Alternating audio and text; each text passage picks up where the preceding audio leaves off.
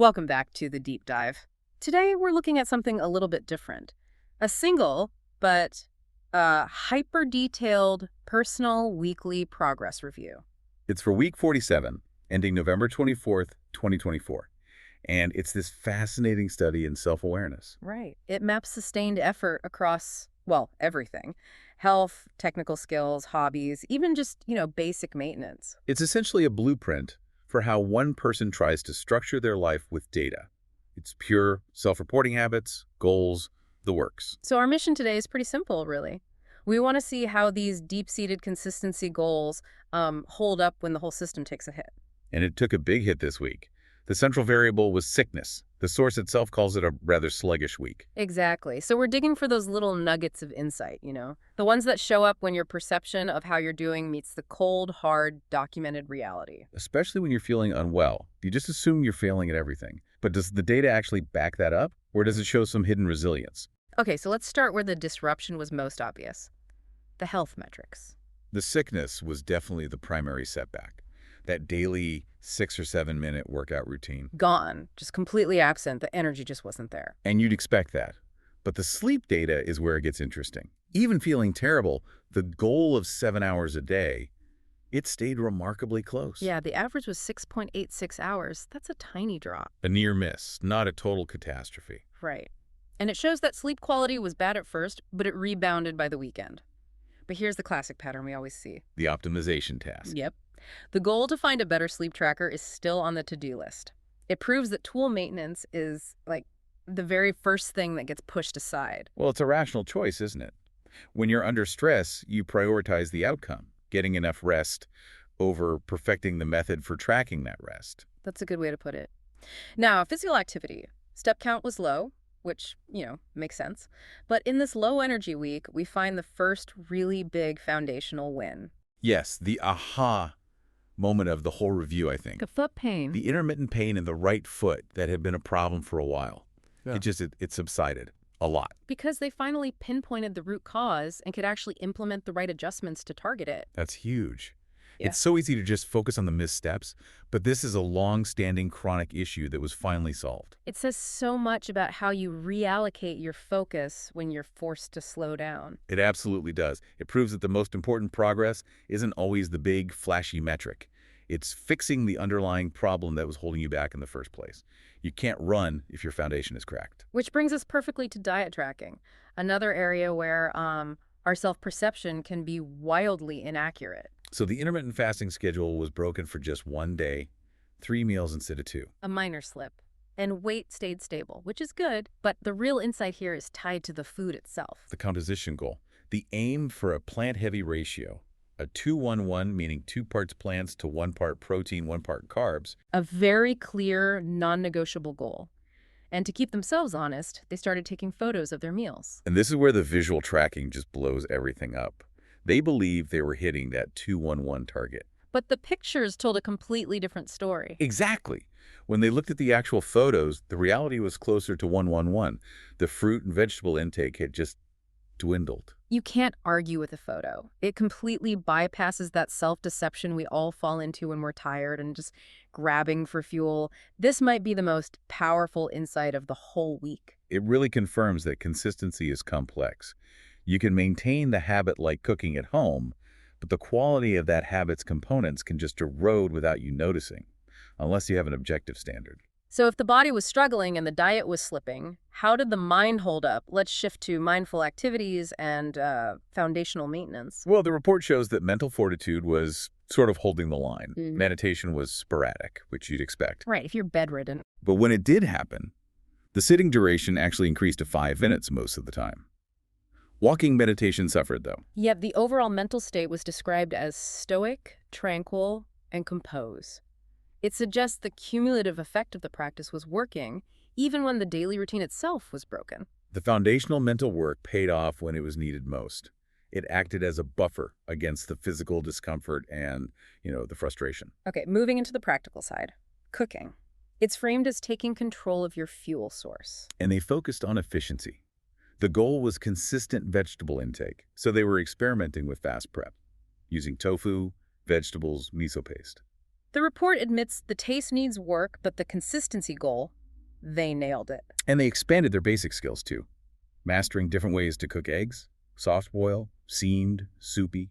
These are small but high return skills. It's a defense mechanism, isn't it? When you're low on energy, having simple, nutritious, easy recipes stops you from just ordering takeout. Precise. Okay, let's talk about decluttering, which is tied to this whole minimalist lifestyle idea.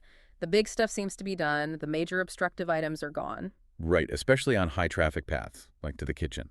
So now the focus is all on micro-maintenance. They're using these two really specific methods. The first one is the one item on the way to the kitchen rule. It's a behavioral trick. If you're walking to the kitchen and see something out of place, you can't just pass it. You have to put it away. It uses those high-frequency trips to prevent clutter from ever building up, and for the bigger jobs. They're planning to use the 2 to 5 minute timer method over the long holiday. Ah, I love this one. If a chore takes less than 5 minutes, you just set a timer and do it immediately. It's a fantastic hack. It stops you from avoiding those little low-friction tasks that pile up, sorting mail, wiping one shelf, that kind of thing. So you combine those methods with a regular deep clean the mop and sweep on a schedule, and you get this incredibly stable environment, which is vital when you're not feeling well. Your space isn't adding to your stress. That is the very essence of foundational consistency. If your physical and mental space is stable, you've got a much better platform for recovery. All right, let's pivot now. Section 3, creative output and technical learning, specifically through the lens of pure Python, Elixir, Erlang, Rust, and Ruby. This is where we see the most strategic adaptation to having low energy. They had a daily contribution goal, a pull request, or PR. So when they didn't have the brain power for deep work, they kept the streak alive by submitting what they call trivial typos PRs. Right, just fixing small typos in GitHub repositories for those PRR languages. I have to ask, though, was that really the best use of their limited cognitive energy, or was it just a way to tick a box for a vanity metric? That's a fair challenge. It definitely risks confusing motion with progress. Yeah. But in this context, I see it as a kind of low-cost mental insurance. How so? By showing up every day, even for something tiny, they avoided breaking the streak. And breaking a streak is often the hardest psychological hurdle. It kept the friction low for when they were ready to come back to more complex work. Okay, that makes sense. It's about not letting the habit engine shut down completely. But let's look at where high-leverage energy was used this week. Yes, the infrastructure of their personal projects. Amid all the sluggishness, they managed to migrate all their Python pet projects to Python 3.9. And this wasn't just a simple version bump, was it? It was a strategic move. Very strategic. 2 reasons. First, it simplifies maintenance debt because they're committing to only supporting the last 5 Python versions. But second, and this is the key detail. It was about argparse. Exactly. They migrated specifically to get access to certain features in the argparse library. So explain that. Why is one little feature in one library so important that it gets prioritized during a sick week? Because argparse handles how you run programs from the command line. By using these newer features, they can standardize and simplify the setup for all of their pet projects at once. It's not just an upgrade, it's an effort to automate complexity across their entire portfolio. That's a massive leverage point. It reduces future overhead by a huge amount. That one action, probably born out of not being able to do anything else, likely saved dozens of hours of repetitive work later on. It's a huge win, disguised as boring admin cleanup. Now, compare that to their reading.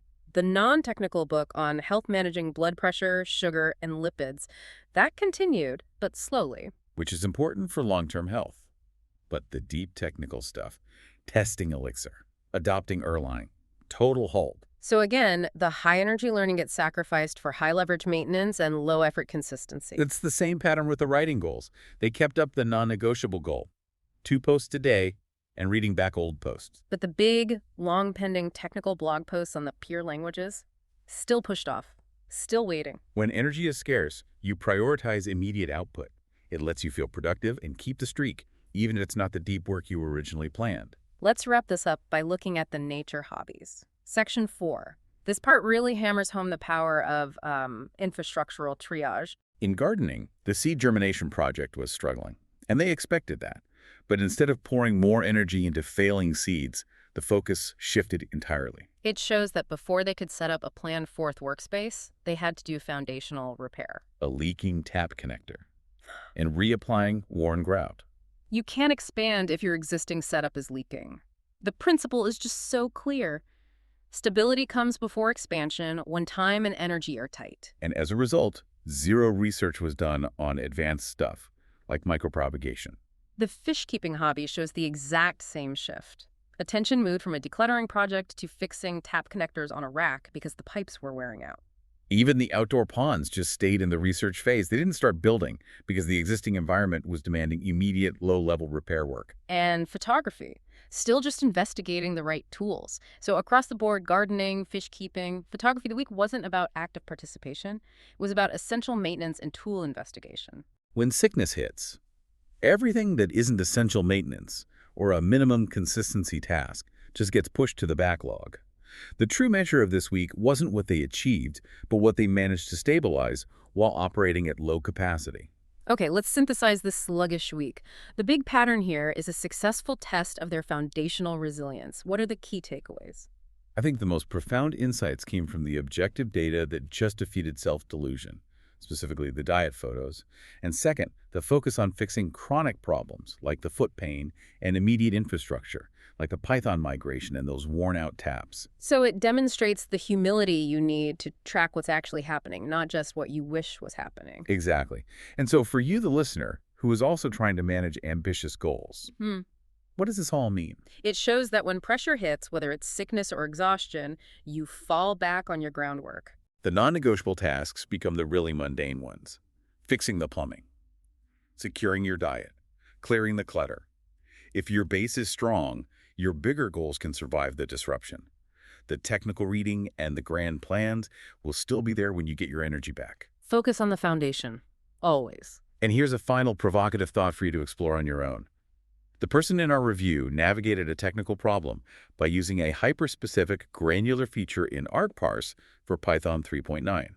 So what overlooked minor feature in your own field, whether it's software or finance or logistics, is hidden just beneath your daily routine. Find that one little trick that could unlock massive efficiency, solve a chronic bottleneck, and turn your next sluggish week into an infrastructural victory. Something for us all to investigate. Thanks for joining us on the Deep Dive. Until next time.